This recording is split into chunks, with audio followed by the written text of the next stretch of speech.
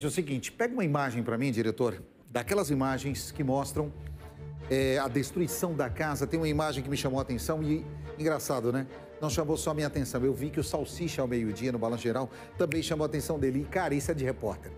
Né? A gente, em meio ao caos que for, tem sempre algo que você consegue ver. Eu sempre digo, quando eu entro na sala de alguém, o meu olhar periférico, ele gira 360. Eu sei exatamente onde está tudo que eu da sala daquela pessoa que eu vou entrevistar. É do repórter.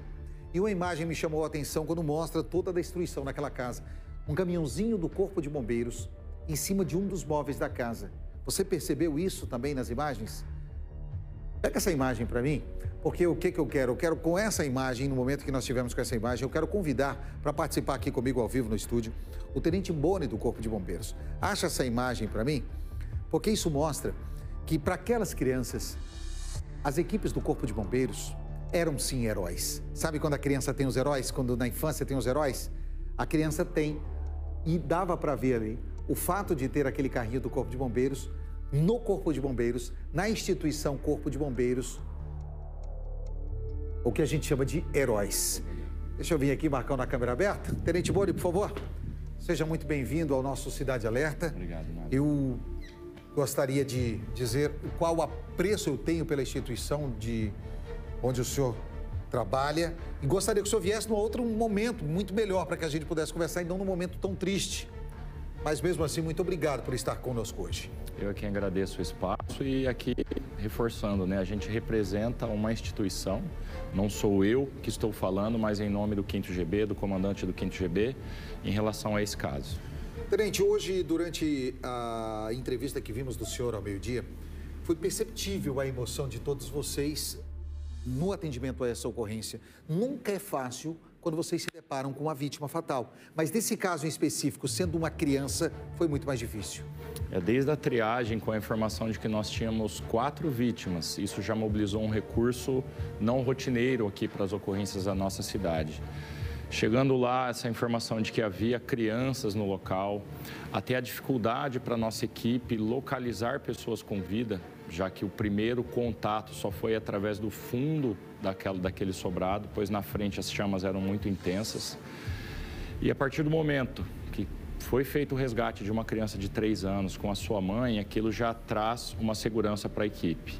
Porém, posteriormente, a notícia triste, né, da babá e da criança de 1 ano que acabaram falecendo dentro do banheiro, buscando abrigo. Tenente, o que chamou a atenção, e nós vimos também na fala de um dos oficiais que atendeu essa ocorrência na manhã de hoje, o material inflamável que havia nessa residência, porque foi muito rápida a propagação das chamas, muito alta e de uma complexidade para o trabalho de vocês muito intenso. O que levou a essa propagação tão rápida, a esse incêndio de tamanha proporção que vimos? Nada, é muito perigoso e talvez leviano da nossa parte fazer um apontamento seguro das circunstâncias. Fato é que essa ocorrência, ela demonstra de forma prática como as chamas consumiram de forma absurda a edificação. Nós tivemos a destruição total do imóvel, cruzando com informações que a nossa ambulância nos trouxe, né, no atendimento da mãe, que não conseguiu descer a escadaria do imóvel porque ela visualizava chamas, leva-se a entender que o fogo veio do pavimento térreo. E sim, por ter se propagado de uma forma tão rápida, nós tivemos 2 situações. A presença, obviamente, de materiais combustíveis, mas também uma caloria, né, um calor excessivo a ponto de gerar o que a gente chama no mundo técnico de flashover, que é uma ignição de todos os materiais daquele imóvel. Rapidinho, essa imagem aí. Essa imagem onde mostra os brinquedos, Tenente, o senhor viu que eu falei agora há pouco. Vocês viram, perceberam que havia um caminhãozinho do Corpo de Bombeiros aí em cima? Tem até uma imagem mais fechada que mostra o caminhão. Vocês chegaram a perceber que havia um ali? E embaixo também há um outro caminhãozinho do Corpo de Bombeiros? Eu vou ser honesto, eu não percebi, eu passei por esse cômodo que dava acesso à frente da casa, onde tinha uma janela para favorecer a ventilação. E na visão ali do salvamento a gente acabou não vendo. E é uma situação que realmente marca. Porque A criança é uma situação, principalmente para quem é pai, né, que tem que distanciar muito durante o atendimento para não se envolver e entregar o melhor tecnicamente. Depois, se alguém conseguir achar aquela imagenzinha mais fechada, tá lá o caminhãozinho, tá lá em cima da cômoda, tem o caminhãozinho, mas tem uma mais fechadinha que mostra bem aquele caminhão ali. Fica um alerta, e eu conversava isso com a minha diretora hoje, principalmente para engenheiros, arquitetos, porque hoje na arquitetura moderna se usa muito madeira, muitos materiais inflamáveis. E eu não sou especialista, falo das imagens que vi, não estive no local. Mas acredito que a destruição que foi esse imóvel, a arquitetura ajudou. Eu digo aquelas madeiras, aqueles filetes de madeiras, o tipo de móvel colocado. Então é importante que se pense nisso ao mobiliar ou ao fazer uma decoração de casas. Eu assim, vou resgatar de uma forma muito breve e simples o que é necessário para existir o fogo, um incêndio. É o combustível, que é o que a gente está discutindo, a fonte de calor e o comburente, que é o oxigênio, é o que faz tudo isso acontecer. Então, se eu tenho no meu ambiente uma quantidade grande de combustível, sem dúvida alguma eu vou favorecer a propagação rápida e com uma grande velocidade. Por isso, sim, se nós temos uma casa que, óbvio, as residências unifamiliares, que é o termo que a gente utiliza, elas não são objeto da legislação do Corpo de Bombeiros. Mas, assim como nos veículos tiraram, né, os extintores, talvez na casa o morador possa optar por iniciativa própria de ter extintores instalados em alguns pontos da casa. Isso não é a instituição que está falando, isso é um julgamento totalmente empírico que eu estou trazendo, mas a finalidade do extintor é agir em um princípio de incêndio. Então, talvez ele possa contribuir num cenário como esse. Um fato que muita gente falou, tenente, e tem aquela imagem aí, pessoal, que mostra as equipes tentando fazer o resgate da babá pelo lado de fora, quando as equipes do Corpo de Bombeiros estão subindo a escada. Essa imagem, enche a tela pra gente, Marcão, por favor. Enche a tela pra gente. Tenente, eu queria que o senhor falasse pra gente, foi por aí que vocês conseguiram tirar a babá e o bebê? Ou vocês conseguiram entrar na casa, tiveram a segurança, porque havia a informação de que poderia haver o desabamento dessa laje? Inclusive, esse vídeo foi gravado por nós na ocorrência. Nós, em determinado momento, assim que foi concluída toda a fase de combate a incêndio, conversando com o perito da Polícia Científica, a edificação foi totalmente interditada, porque havia o risco de colapsá-la, de que ela sofresse um colapso. Então, nós tivemos que fazer o trabalho externamente para não colocar carga na laje.